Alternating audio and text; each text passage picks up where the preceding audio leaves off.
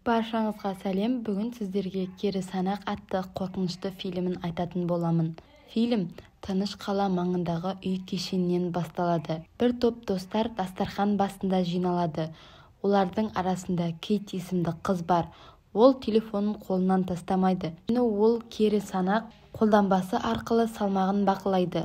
Оның достарының бірі смартфонға қолданбаны жүктеп алу идеясын алады. Бірақ аты ұқсас мүлдем басқасын табады. Мәселе мында. Кері санақ қолданбасын жасаушылар оны телефонға орнатқан әрбір қолданушы қайтыс болған күнін біледі деп уәде береді. Және ол қанша өмір сүретінін біледі. Кейт достарын кері санақ ойынын ойнауға шақырады. Кімде аз уақыт қалды, сол жеңіліп, үстелдегі барлық сусындарды ішеді. Кортнидің өмір сүруге ең аз уақыты бар екен. Бар болғаны 3 сағат. Бірақ достар бұл жай ғана көңіл бөлуге тұрмайтын ойын деп шешеді. Кештің соңында Кортни өзінің жігіті Эван мен үйіне қайтпақшы болады. Бірақ ол мас болғандықтан және көлік жүргізбекші болғандықтан қыз кері санақ қолданбасын есіне алады. Және ол тағдырды алдау үшін барудан бас тартады. Керісінше Кортни үйге қайтып кетеді. Қолданба таймеріне аз уақыт қалған сайын қыз соғұрлым қобалжиды. Мұның бәрі бос сөз екеніне өзін сендіруге тырысады. Таймердің аяқталуына 2 минуттан аз уақыт қалғанда Кортни үйге асығады және ішінде өзін салыстырмалы түрде қауіпсіз сезінеді. Бірақ кері санақ қолданбасындағы уақыт толығымен біткен кезде белгісіз күш Кортниді ванна бөлмесіне көтеріп алып, бар күшімен еденге лақтырып жібереді. Қыз құлап, мойнын сындырып өледі. Бізге мас Эванның апатқа ұшырап, үлкен ағаш бұтағы көліктің алдыңғы әйнегінен және алдыңғы жолаушының орындығын тесіп өткенін көрсетеді. Қыз кез келген жағдайда өлімнен құтылу мүмкін емес еді. Келесі күні Эван жұмбақ апаттан ауруханаға түседі. Медбике Куин Харрис Эван жатқан бөлмеге барады, бірақ орында жоқ екенін көреді. Куин жігітті аурухананың жөндеу жұмыстарына жабылған бөлмесінен табады. Медбике одан не болғанын сұрайды. Содан кейін Эван кері санақ қолданбасының экранын көрсетеді. Оның бар болғаны 19 сағат өмірі қалды. Эван өзінің ақылсыз адам сияқты ойлайтынын түсінеді, бірақ ол қолданбаның өтірік айтпайтынына сенімді. Әріптестер Куинді қабілеттілік емтиханын сәтті тапсыруымен және лауазымға тағайындалуымен құттықтайды. Мереке кезінде қыз әріптестеріне өлім күнін болжайтын телефон қосымшасы бар екенін айтады. Бірақ діни қызметкер Дэвид әке адамның бұл туралы білмеуі керек екеніне сенімді. Өйткені бәрінің өз кезегі бар. Бірақ оның әріптестерінің бірі кері санақты жүктеп алып, ол сілтемені басқаларға жібереді. Қарбалас жұмыс күннен кейін ол қолданбаны Куинде жүктеп алады және оның өмір сүруіне 3 күннен аз уақыт қалғанын біледі. Лифтте доктор Салливан жаңадан шыққан медбикемен сырласуға кіріседі. Куин үйіне оралады. Оған туу туралы куәлік қажет екенін біліп, құлықсыз ата-анасының үйіне барады. Балалар бөлмесінде ескі суреттердің арасынан туу туралы куәлікті тауып алады. Содан кейін ол сіңілісі Джорданды бір жігітпен тауып, әкесімен кездеседі. Содан кейін олар Эванның ауруханада операцияға дайындалып жатқанын көрсетеді. Жігіт операция кезінде өлетініне сенімді болғандықтан Эван болса қашып бөлмеден шығып кетеді. Аурухананың дәлізіндегі айнада Эван оның артындағы қараңғы силуетті көреді. Жігіт баспалдақпен шығады, бірақ жарық сөнеді. Ол бірінші қабатқа түспек болғанда, ол қайтыс болған Кортниді кездестіреді. Қыз оған шабуыл жасайды. Кейін айналасындағылар оны өз-өзіне қол жұмсап, баспалдақпен өзі секіріп кетті деп ойлайды. Куин Эванның телефонымен мәйітханаға барады. Оның құлпын өлі адамның бетімен ашады. Қыз оның қолданбада уақыты біткенін көреді. Ол денені тоңазытқышқа салып, оның да уақыты таусылып бара жатқанын білгендіктен қатты алаңдай бастайды. Куин сенбіде өлетінін біліп, сол күні әкесі мен сіңілісімен зиратқа барғалы жатқан күні екенін есіне түсіреді. Қыз қоңырау шалып, әкесіне анасының зиратына бара алмайтынын айтады. Доктор Салливан Куинге ашық түрде жақындай бастайды. Дәрігер мұны болдырмау үшін барын салады. Үйде қыз интернетте кері санақ қолданбасын жою әдісін іздей бастайды. Бірақ сипатталған әдістер көмектеспейді. Бірақ интернетте қосымшаның өзіне көптеген сілтемелер бар және барлық жазбалар мен мақалалар кері санақ қолданбасын орнатқан жастардың өліміне қатысты. Жәбірленушілер жақындарының өлімі туралы айтады. Куин өз пәтерінде өлі және келбеті бұзылған құбыжық Эванды көргенде, ол телефонын ұрып-соғып үйден шығып кетеді. Куин сыртта көлігінде ұйықтайды және таңертең оны сіңлісі оятады. Пәтерде Джордан сынған телефонды тауып алып, Куиннің зұлым қолданбадан шошып кеткенін түсінеді. Сіңлісі Куинмен қалғысы келеді, бірақ ол оны үйіне жібереді. Дүкенде Куин жаңа телефон сатып алады және алғашында ол қолданба жоғалғандай көрінеді. Бірақ нарықтан шыққаннан кейін қолданба автоматты түрде жаңа смартфонға жүктеледі. Қыз дүкенде жанжал шығара жаздады, бірақ уақытында өзін ұстап кетіп қалады. Содан кейін ер адамды қағып кете жаздады. Содан кейін артқы көрініс камерасында таныс қара силуэт жыпылықтайды. Куин көліктен секіріп түседі. Жәбірленуші болса шу шығара бастайды. Бірақ кездейсоқ өтіп бара жатқан Мэтт араласады. Ол да әртүрлі шайтандарды көреді екен. Оның өмір сүруіне небәрі 18 сағат қалды. Барда олар кері санақ таңдауы неге оларға түскеніне таң қала бастайды. Жастар қашуды ойлайды. Куин әкесі мен әпкесі баратын сапардан бас тартты, ал Мэтт апасына бармады. Куин мен Мэтт ауруханаға барып, аурухананың діни қызметкері Дэвид әкеден көмек сұрайды. Басты кейіпкерлер көріністер мен олармен болып жатқан оғаш оқиғалар туралы айтады. Куин мен Мэтт оларды жындар аңдып жатыр деп ойлайды. Бірақ Дэвид әке табиғаттан тыс нәрселерге сенбейді және мұның бәрі метафора деп мәлімдейді. Дегенмен діни қызметкер мамандандырылған көмекті қайдан алуға болатынын ұсынады. Мэттті дәретханада жарық сөнгеннен кейін жеке зұлым рухтар азаптайды.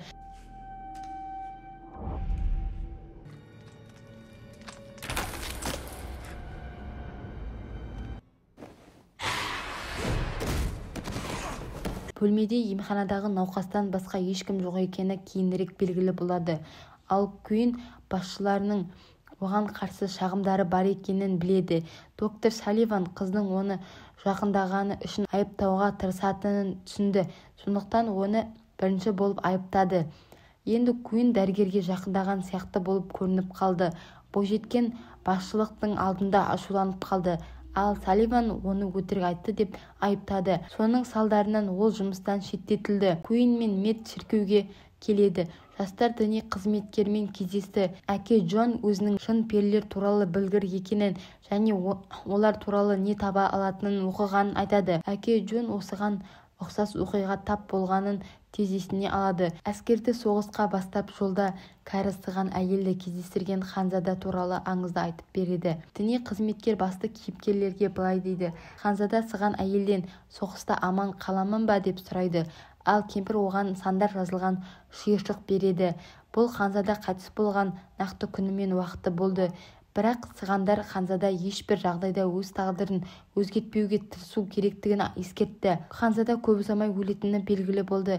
Нәтижесінде ол інісін соғысқа жіберді. Бірақ інісі өлмей әскерді жеңіске жетеледі. Қорқақ Ханзада сығанға барып, өлім періштесі оны қуып келе жатқанын айтады.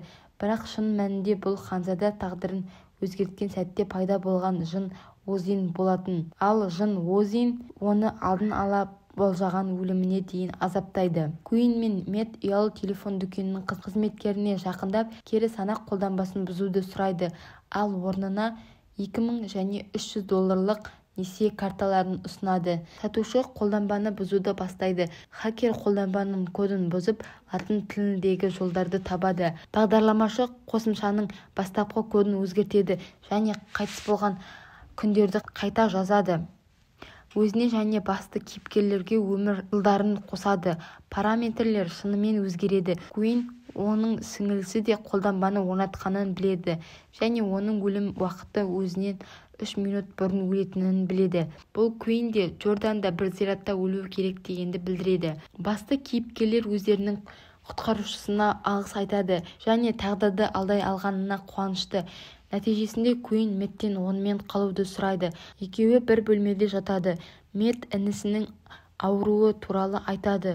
Оның отбасы ауруханада қалай өмір сүргенін, жігіт тіпті інісінің қызғанып, оның ойыншығы робот динозаврын ұрлап кететінін мойындайды. Мед өзін өкінішті сезінеді. Ал Куин олардың отбасының негізі болған анасының өлімі туралы айтады. Қыз жазаланғанда ол үйден кешке қашып кеткен. Ал анам іздеуге шыққанда оны мас жүргізуші қағып кеткен. Мед Куин кінәлі емес деп мәлімдейді. Түнде Куинге Озин шабуыл жасайды.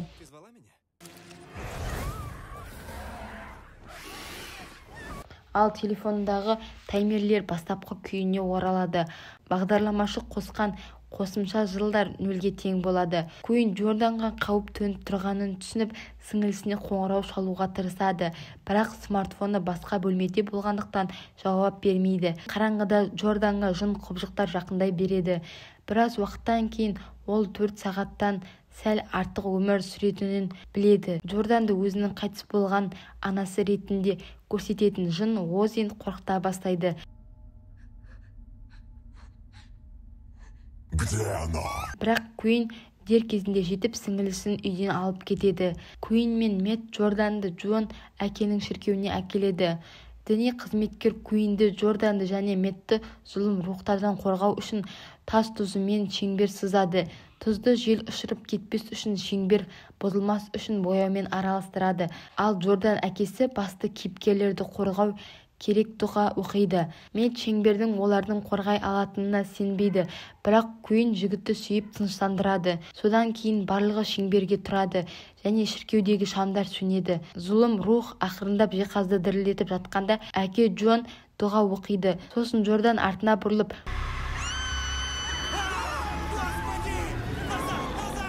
бірақ шеңберден шықпауға тырысады. Бұл жұмыс істейді және жын сызықты кесіп өтіп Медке жете алмайды. Құбыжық іс жүзінде жоғалады. Осы кезде Мед шеңберге жақындап келе жатырған бала кезіндегі інісінен ұрлап кеткен динозавр роботын көреді. Сол кезде жігіттің інісі пайда болып, динозаврды неге ұрлағанын сұрайды. Ол динозаврды інісіне береді, бірақ ол қараңғылыққа кетеді. Жігіт інісінің кетпеуін сұрайды. Қорғаныс шеңберінің сызығын кесіп өтеді. Көзге көрінбейтін зұлымдық Медті сыртқа сүйреп қақтырады. Бірақ қыз сыртқа шығып Медті көреді. Бір қызығы жігіт тірі екен. Ал соңғы секундта оны жүк көлігі қағып кетеді. Куин тағдырдан құтылу мүмкін емес екенін түсінеді. Куин Джорданның жарақат алғанын көріп, сіңілісін шіркеуден ауруханаға апарады. Жаңалықтар пойыздың соқтығысуы туралы оқиғаны көрсетеді. Дәл сол оқиға бойынша Мед тәтесіне бару керек еді. Доктор Салливан Джорданға алғашқы көмек көрсетеді. Ал медбикелердің бірі Куинге Салливанның айлалары туралы жеке тәжірибесінен білетінін айтады. Және ол басты кейіпкерлермен бірге оған қарсы шығуға дайын. Соңында аз уақыт қалғанда Куин анасының өліміне өзін кінәлайтын жалғыз адам емес екенін біледі. Кішкентай сіңілісі Джордан анасының өзінің кесірінен қайтыс болғанына сенімді. Ал Джорданның айтуынша анам олардың өмірінен соңғы минуттарында бірге болғанын білсе қуанады. Басты кейіпкерлердің таймерлерінің аяқталуына шамамен 14-17 минут қалды. Бірақ Куин шешімді және бұл соңғы минуттар емес екенін айтады. Финалда Куин доктор Салливанға барады және оны жақын түрде азғыруға кіріседі. Алғашында дәрігер бұл алдау деп ойлайды және бойжеткеннің мойындауларын жазуға тырысатын дауыс жазғышы бар деп ойлайды. Бірақ Куин жөндеуге жабылған аурухананың бір бөлігіне кіргенде ол соңынан ереді. Қараңғы және шаңды камералармен дәліздерде Салливан Куинді табуға тырысады. Бірақ содан кейін қыздың ломмен серуендеп жүргенін байқайды. Дәрігер медбике оны кек алу үшін өлтіруді шешті деп шешіп қызға шабуыл жасайды. Бірақ Куин темірді алып Салливанға шабуыл жасайды. Ол ер адамды өлтіргісі келетіні сияқты, осылайша оның тағдырын өзгертіп, қарғыстың жалғандығын дәлелдеуі керек. Куин Салливанның арқасына ломды лақтырып, адамға бірдеңе енгізуге тырысады, бірақ жын оны шетке лақтырып жібереді. Салливан қашып кетеді. Куин оның уақыты жоқ екенін түсінеді және дәрі алуға барады. Осы уақытта Джордан аурухананың жабық аймағына кіріп әпкесін іздейді. Джордан мәйітханада жын Озиннен жасырынып қалады. Содан кейін оның 2 минуттан аз уақыт қалғанын түсінеді.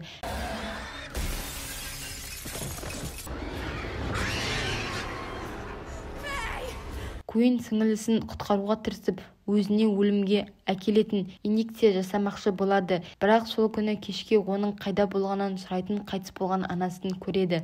Анасы оны шақырады, бірақ Куин оның шын мәнінде жын екенін түсінеді. Басты кейіпкер оны бақылауды жоғалтқанын айтады және өлім таймерінің есептегішін жеңу үшін өзінің өлімге әкелетін есірткі дозасын енгізеді. Куин Озинмен бетпе-бет келіп, сіңілісінің уақыты бітуге 10 секунд қалғанда өледі. Жынның өлген Куиннің жанын қалай алуға тырысқаны, содан кейін шаңға айналғаны көрсетіледі. Қыз сіңілісін о дүниелік зұлымдықтан құтқару үшін өзін құрбан еткен. Джордан әпкесінің денесіне жылап, оны тастап кетпеуін сұрайды. Содан кейін ол Куиннің қолында дәрінің аты жазылған жазуды көреді. Джордан Куинге антиодит енгізеді және қыз есін жиды. Куиннің жоспары орындалып, ол жын Озинді алдап қана қоймай, өзін де сіңілісін де құтқарып қалғаны белгілі болды. Кері санақ аяқталғаннан кейін ол отбасымен бірге анасының зиратына барады, ал Салливан туралы жаңалықтарда көрсетеді. Тағы 3 әйел оған қарсы шағым түсірген. Куиннің телефонда кері санақ қолданбасының екінші нұсқасына жаңартылған туралы хабарландыру алады. Ал Куин мен Джорданға тағы бір қауіп төніп тұрғанын түсіну керек. Ал жын Озинді енді оңай алдау мүмкін емес. Осымен фильм аяқталды достар. Менің арнама жазылып, қолдап кетулеріңізді сұраймын.